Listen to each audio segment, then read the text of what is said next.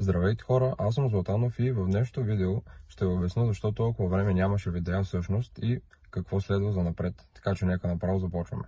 Така, понеже останах всъщност с доста малко пари и всъщност се наложи да започна работа и от последните 2 седмици вече съм на работа и затова и нямам видеа, но ще започна да качвам седмично, въпреки че идеята беше да качвам 30 дни поред. Просто е невъзможно, защото някои дни се прибирам примерно към 12-1 часа от работа и просто няма как да обработвам видеята и да ги качвам редовно. Така че ще започна да снимам пак всеки ден, но обаче ще го обработвам така, че да стане цялостно видео през седмицата, от понеделник до неделя, и видеята ще се качват в неделя или понеделник, все още не съм решил. Така че следващата неделя ще има видео и ще се пробвам всяка седмица да качвам за напред. Така че за момента все още не съм решил колко време ще работя или така нататък, но искам да събера някакви пари, за да може да си купя примерно някакви неща, ако се наложи и така нататък. Така че очаквайте следващата неделя видео и ще се видим тогава.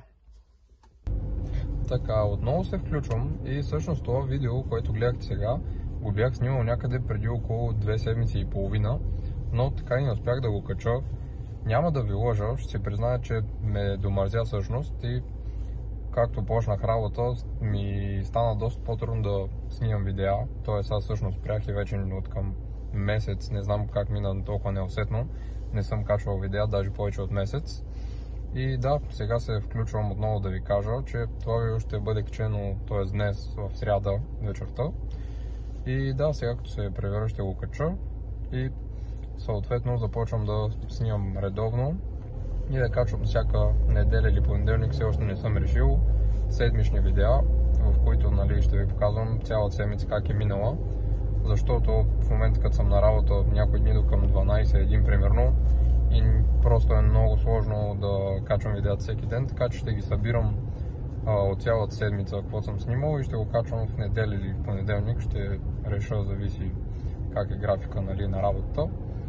И да, в тези видеа ще ви поясна доста по-ясно каква всъщност ми е идеята, какво ще се занимавам, и как ще започна всъщност да правя пари отделно от работа, за да мога да напусна всъщност, защото не е изобщо това, което искам да се занимавам и не е като и да ми харесва, но просто за момента ще трябва да събера някакви пари.